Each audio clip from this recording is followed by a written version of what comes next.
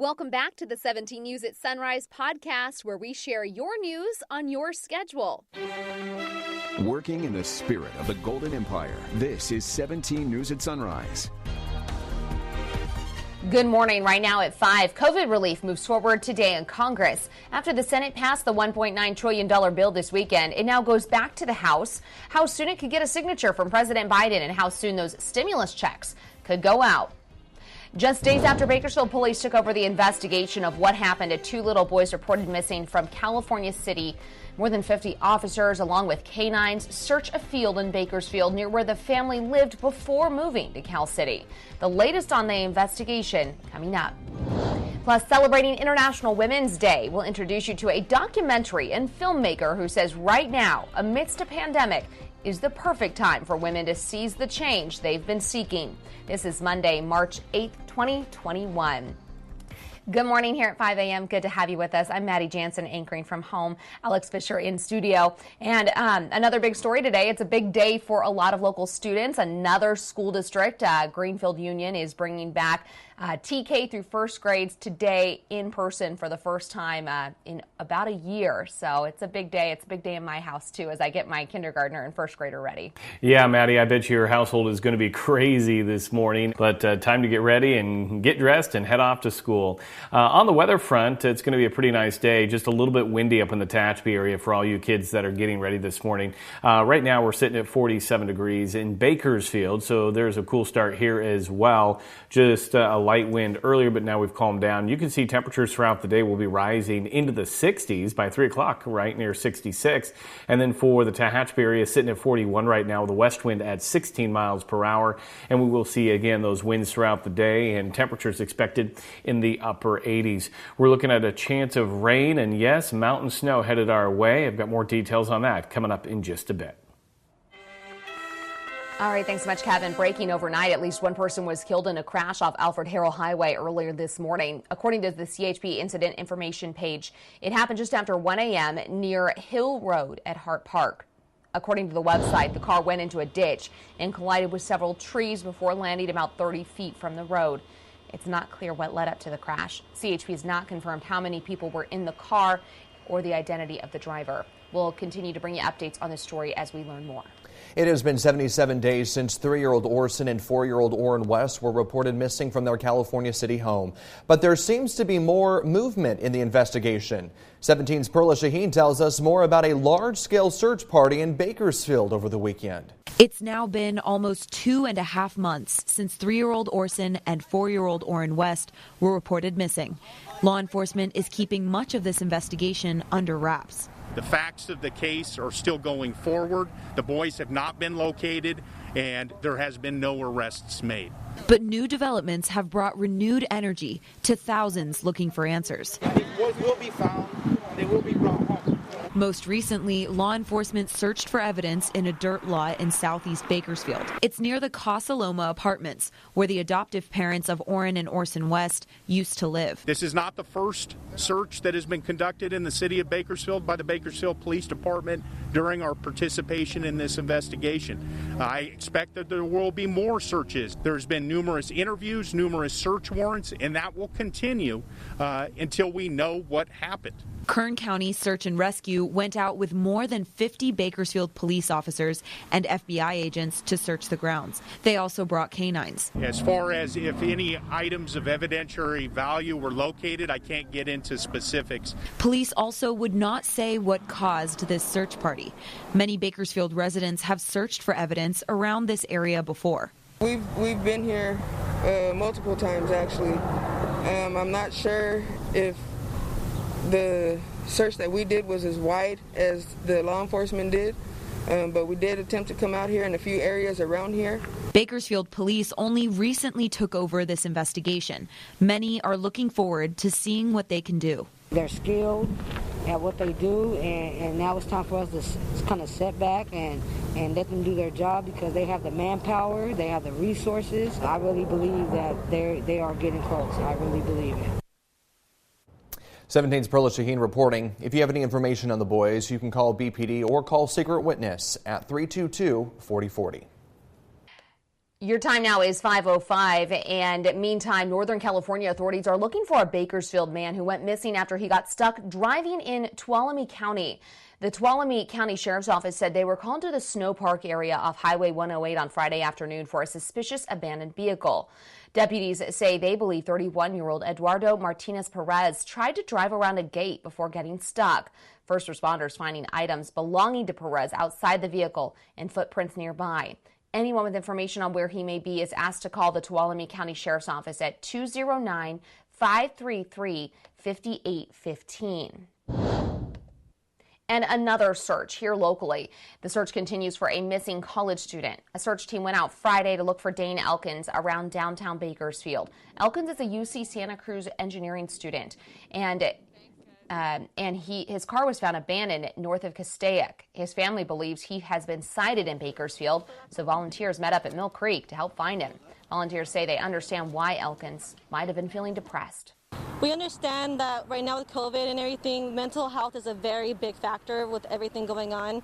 And a lot of times guys don't really get to express their feelings. They feel like they're alone. They feel trapped in a world right now it's really hard. You can't see your friends. You can't even go to school anymore. You can't go to the movie theaters. You haven't seen your friends in months. The family says they want Elkins to know he's not alone, and the family also respectfully asks that you send any information or pictures to searchingfordaneelkins@gmail.com. In your 17 Crime Watch, this morning the investigation continues after a woman's body was found near an orchard northeast of Arvin. The woman's body was found Saturday morning around 6:30 in the area of Towerline Road and Buena Vista Boulevard. The sheriff's office says the body showed signs of trauma, and homicide detectives have taken over the investigation. The woman's name has not been released, and there's no word of any suspects. New information over the weekend on a man accused in a bizarre murder case in southwest Bakersfield. Police were called to a home on Candy Street on Friday after reports of a man outside covered in blood. But when officers arrived, the man barricaded himself inside. When officers got in, that's when they discovered a woman's body. The man was arrested, and according to the KCSO inmate search, 30-year-old Kevin Antrim faces charges of murder and inflicting corporal injury on a spouse or cohabitant. The victim's name will be released later this week. Antrim is due in court tomorrow. 5:07 is your time now, and today county supervisors are set to hold a public hearing on a much-debated ordinance to streamline Kern's oil and gas permitting process. The ordinance would add more than 40,000 new wells to the county by 2036, a boom to oil industry jobs. Kern Citizens for Energy saying it estimates an additional 25,000 openings, but environmental activists aren't sold on it. Allowing oil and gas drilling to occur in neighborhoods, near schools, near homes, near hospitals is completely inappropriate. What keeps me up at night is whether we'll have permitting support in the state to put people back to work. Now, permitting is a controllable element of the business environment that really needs help. 17's Jim Scott sat down with those on both sides of the issue this weekend for Kern County In Depth. You can watch the complete interview on our website, kget.com. All right, Kev, thanks so much. Your time now is 5:16, and the NBA All-Star Game was played yesterday in Atlanta with no fans in the seats. As expected, the highlights were non-stop. Take a look at this. It's just a regular dunk. But if he kisses it, kiss it. Let me see you kiss it. Oh, that was Portland Trailblazer guard Anthony Simons. And to no surprise, he took home the trophy in the slam dunk contest. Before the game, players held a moment of silence to honor the lives lost to coronavirus. Then it was game on with Team LeBron and his stable of stars taking on Team Durant. For the fourth year in a row, Team LeBron came out on top, winning 170-150. And after a sluggish start, Golden State Warrior guard Stephen Curry won the three-point contest. And it was a tale of two Dodgers fans in Arizona over the weekend. The Dodgers taking on the Royals in Cactus League play on Friday afternoon. But as the game is wrapping up, this fan appears to have had enough. She cuddles up with a blanket for a nap on the grass. Meanwhile, her companion is hamming it up for the cameras and taking full animated advantage of his television time. She did eventually wake up to be told that she's been caught snoozing, only to immediately pull up the covers and return to the land of shut-eye. I have to say, I was actually there over the weekend or last week watching the game. And, it's kind of a laid-back environment, but if you get on the grass, it is a very comfortable lawn. So don't necessarily blame her, but, come on, the Dodgers are playing. Welcome back here at 5:19 and making headlines around the nation. An investigation's underway this morning after 3 SWAT officers suffered minor injuries, breaking up a large college party in Colorado. Cell phone video shows police cars arriving on the scene in Boulder Saturday night. You see a crowd of people running after the police cars. The area is known as The Hill, and it's popular among University of Colorado Boulder students. Police say as many as 1,000 people were at the party. Police say 3 SWAT officers were struck with bricks and rocks, causing minor injuries. An armored vehicle and fire truck were heavily damaged. Boulder police tweeted it's reviewing body camera footage and social media to identify those involved in damaging property and assaulting the officers. In just hours, jury selection is set to begin in the murder trial of Derrick Chauvin, the former Minneapolis police officer who pinned George Floyd to the ground, his knee across his neck for more than 8 minutes before he died. Floyd's death sparking outrage and a movement for racial equality across the country. Jay Gray has a closer look at what to expect as the high-profile case gets underway. We have nothing to lose but our time. We have nothing to lose but our time. Anger, frustration, and calls for justice echo through downtown Minneapolis. All right, what's your name? George. George Perry Floyd. 287 days after George Floyd died, his neck pinned under the knee of Derrick Chauvin. It's never okay to hurt somebody like that. We shouldn't have to go to court for anything like this. We shouldn't have to. But today, they will be in this courtroom as jury selection begins in the murder trial of the former police officer. The goal should be is that there's a cross-section of jurors that's representative of different political viewpoints, different races, different genders, and then that promotes a confidence. So I think taking jury selection seriously in this case is critical for the entire country. In a city that still has open wounds from riots after Floyd's death and worries about what could happen as the trial moves forward. Fencing and razor wires been put up, buildings downtown boarded up. Not police say for planned peaceful protest, but others joining the expected crowds outside the courthouse. They seek to cause destruction and chaos in our city by using peaceful protesters as cover, by using them as a shield. Law enforcement from at least a dozen agencies, all recently trained in nonviolent conflict resolution, will be on the ground through the verdict in this high-profile case. Jay Gray, NBC News, Minneapolis. KGET Business Watch is brought to you by Grapevine MSP Technology Services, the Valley's leading IT service provider. Welcome back here in your 17 Business Watch. It's not your imagination. You likely did have more robocalls last month. Americans got 4.6 billion robocalls in February. That was a dramatic 15% increase over January. Scam calls saw the biggest increase, up 26%, followed by fake alerts and reminders, and payment reminders, 14%. In particular, warranty scams increased by 74 million calls in February versus January. Because of those robocalls, a lifetime of savings can be wiped out in an instant. Crooks often target the elderly, who tend to be more trusting and less savvy about how to detect a scam. A Michigan woman recently learned that the hard way. Now, she's warning others to make a plan with elderly friends and family members to make sure the same thing doesn't happen to them. NBC's Chris Ballone has the story. Teresa Okaskis-Allen says she was reviewing bills with her 78-year-old mother, Jan, one day when she started to sense that something wasn't right. She was paying a bill every month for life insurance, but yet she didn't have life insurance. Teresa discovered someone had talked her mom into buying a prepaid funeral. When she started digging into the details, Teresa learned her mother was paying 22% interest on something she could have paid in full all at once.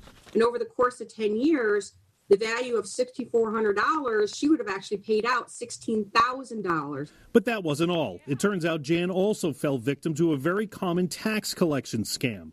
She owed money and she needed to pay right on the spot, or her and my brother were going to... Ziger with the AARP says as we age, we become bigger targets for scammers. Honestly, they hold the majority of wealth in the United States, and scammers go where the money is. She suggests people teach their elderly loved ones not to answer the phone if they don't know who's calling, and warn them never to give out any account numbers to strangers. Anybody that asks you for a prepaid gift card, red flag. Anyone that asks you for Bitcoin, social security number, Medicare number, financial institution information, all of those are red flags. Teresa says her mother now has her mail and bills sent directly to her children and is relieved she doesn't have to deal with it anymore. She's still having people that are trying to reach out to her to take advantage of her age and of her vulnerability. As the nation ages, it's a tough but important conversation to have to prevent years of hard work and savings being drained away by one phone call or email. Chris Pallone, NBC News.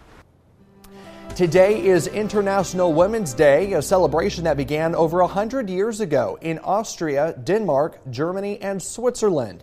17's Eliana Capian joins us live in studio this morning with more. Good morning, Eliana. Good morning, Alex. 100 years after the first celebration of International Women's Day in 2011, President Barack Obama proclaimed March as Women's History Month. The purpose of International Women's Day is to recognize all of the achievements of women and to bring a call of action for women's equality.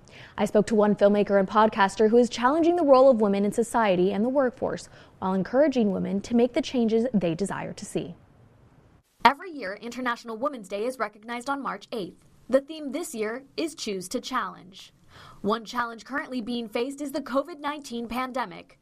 Denise Soler-Cox is the producer and director of the documentary Project Enye. She is one of the 38% of female documentary directors in the business, and this year has brought her and many women more clarity. I think for a lot of women, they start beginning to think, what could my life be, right? Because we had so many restrictions put upon us, staying at home, kids at home. I mean, so many things that changed. And it really, I think, forces the woman that's ready to make a change and that's dreaming about a change to actually be decisive about that change. Soler-Cox says that a huge reason for the change in mindset is the constant reoccurring issue of the gender wage gap. Unfortunately, as of the statistics for last year, white women make 81 cents on the dollar compared to their male counterparts. Now, Latina women, of which both you and I are, we're making, I think, 55 cents, 1 penny less than the year before. And that's very upsetting, to sit and think about that and to wonder, how are things going to change? And frankly, I have found a lot of power myself in looking at what can I do to affect this? What can I change about myself to improve that for me? Because what I do for me actually does affect the collective. The International Women's Day slogan is individually, we are all responsible for our own thoughts and actions, all day, every day. We can all choose to challenge and call out gender bias and inequality. We can all choose to seek out and celebrate women's achievements. Collectively, we can all help create an inclusive world. Fill your life with supportive women. Fill your life with women that celebrate you and that you feel amazing with. Fill your life with people that you believe in and who believe in you. You deserve it. Purple, green, and white are the colors used to bring awareness to International Women's Day. You can show your support by posting a photo with your right hand held up and the hashtag #ChooseToChallenge. You're choosing to challenge the gender wage gap, gender inequality, and to create a more inclusive world for everyone. In studio, Eliana Capian, 17 News. Working in the spirit of the Golden Empire, this is 17 News at Sunrise. The 17 News at Sunrise podcast is a production of KGET and Nexstar Media Group. For more on all of the headlines in today's show, head to kget.com.